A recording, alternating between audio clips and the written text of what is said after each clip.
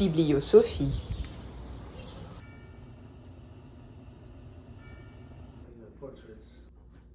Hello, welcome or welcome back. My name is Sophie, and this is going to be a 48-hour reading vlog.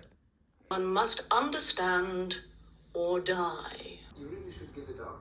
I started getting the itch to do a reading vlog, but I also definitely didn't have it in me to do a full week reading vlog. So you're getting 48 hours. I like doing these because, you know, they're fun and they kind of don't cost me as much. What am I reading? I started the biography of Wittgenstein by Ray Monk 2 days ago, something like that. I'm barely started. This is an older biography. This is from, I think, 1995 or thereabouts, but I think it remains pretty much the definitive, at least English language, biography of Wittgenstein. Wittgenstein, if you don't know, was a philosopher who specialized in philosophy of language, which is a lot where my interest in him resides. If you know me and my channel, that shouldn't be a surprise to you. Philosophy of mathematics, epistemology, and various other things. First half of the 20th century, so it's also a time period and milieu that I'm interested in. He was from a wealthy Viennese family, and that really overlaps a lot with my musical interests as a professional singer. I do a lot of modernist music, including a lot of Schoenberg, that kind of late 19th century, early 20th century Viennese school of art and to a certain extent writing, but especially visual art and music is really, really interesting to me. And so we're in that bath to begin with. Actually, I have this book because I am currently writing a lot about the composer Maurice Ravel for my doctoral thesis. And a few weeks ago, my mother got the itch to read a Wittgenstein biography because of his connection to Ravel. Ravel wrote a piece for Wittgenstein's brother, who was a pianist. So it's all very connected, essentially. And that's kind of a theme for the vlog. Currently, to me, it feels like things are really radiating around a couple of different spokes. So Wittgenstein is definitely one of those, and kind of that process. As a result of reading the biography, I was watching Derek Jarman's film Wittgenstein earlier today. Kind of needed to just sort of rot and watch a movie, and that seemed like a great one to watch. I recommend it if you're at all interested in Jarman or Wittgenstein or both, or Tilda Swinton, or kind of art movies. It is a biography in a very theatrical way. I think it's from 93, so Jarman made it shortly before his death. Derek Jarman also connects to the other book that I'm reading currently, which is David Wojnarowicz's. I consistently pronounce his name slightly funnily in this video. It's David Wojnarowicz, an American. Memories That Smell Like Gasoline. Both Jarman and Wojnarowicz were very important gay figures, artists who wrote about gay life and the AIDS epidemic. And they're also connected to one another by Olivia Laing, who's interested in both of them and writes about both of them. I'm reading the Wojnarowicz for the May prompt from Simon Savage and Louis Savage in their Savage prompts. The May prompt is your favorite author's favorite author. I don't know if Laing is my favorite author and if Wojnarowicz is Laing's favorite author, but certainly I love Olivia Laing. I have read every book, and Wojnarowicz comes up in several of their books. So there's the connection there. It is quite a harrowing book. It's very, very, very short. It is something between a memoir and a so far prose poetry set, and an art book, a visual art book. It's very violent, very visceral and raw, dealing with sexual encounters, and it's about sexual violence and disposable bodies, and also desire and destruction, self-destruction and destruction by others, kind of living life on the edge, which is very much a theme of his anyway. If you're interested in his work, and if you're interested in that period, I would definitely so far recommend it. It's less compelling to me than Close to the Knives, which I really liked as a memoir collection, but it has a similar voice. The third puzzle piece of my current reading is The Princess of 72nd Street by Elaine Kraf. This has less of a connection to the other two. Mostly I am deciding to start reading it this afternoon because it's short and small and I can carry it around. Penguin Random House sent me this reissue a few months ago, and it has been interesting to me. I don't know much about it apart from the fact that it's basically a largely forgotten classic that was republished recently. It's from the 70s, am I correct? It takes place in the 70s. I think it was also written, it was published in 1979, and it takes place around 72nd Street. I know this 123 Metro subway station quite well. I know it very, very well from my own life. So we'll see. I'll probably start reading it on the subway in like 30 minutes or so. All right, I'm gonna head off.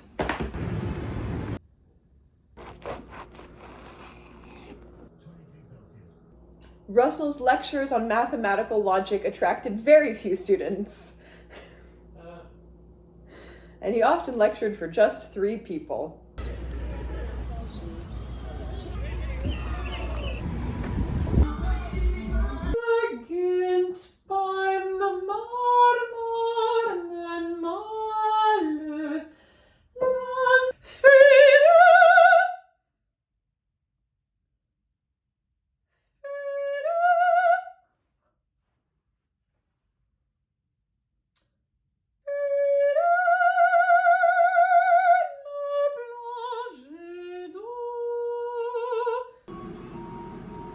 I started The Princess of 72nd Street yesterday evening, and I finished it earlier today. So this was a successful choice.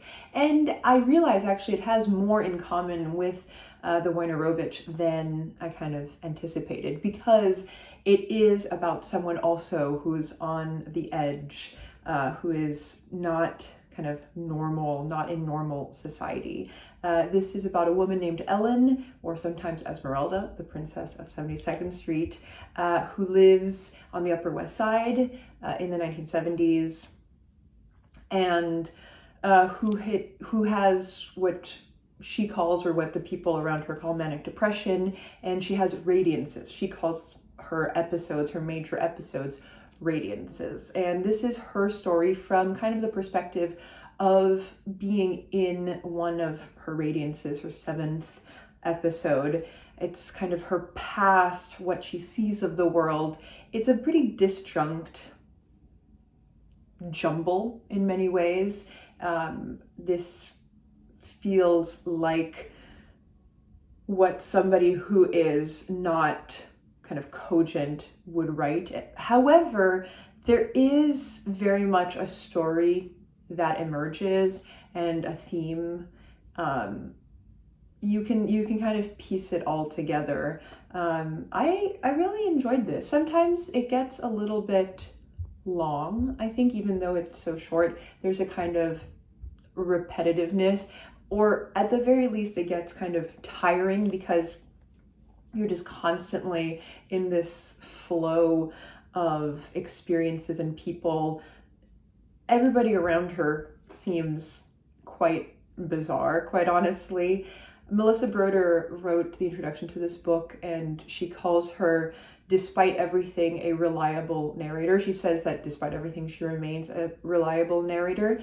And I think I do agree. There is some way in which she's an unreliable narrator because you can't take, I think, at face value the facts or the events of what she's retelling, but there is sort of this inherent truth to what she's telling. So that is interesting. It's a very interesting and actually difficult portrait of how women are treated, especially by men, the kind of abuse that women, and specifically women who don't always have agency or who don't have control over their bodies, how they are treated by especially the men around her. So there's actually more parallel to Memories That Smell Like Gasoline than I anticipated. Also, it's very much a portrait of a very specific part of New York. It's so very much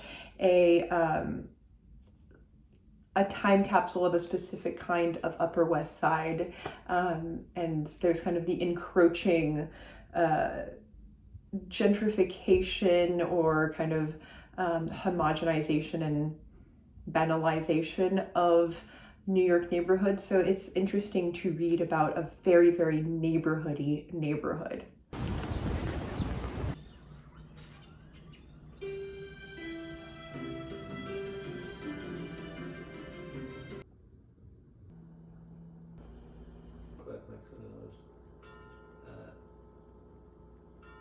It is Sunday and time to wrap things up.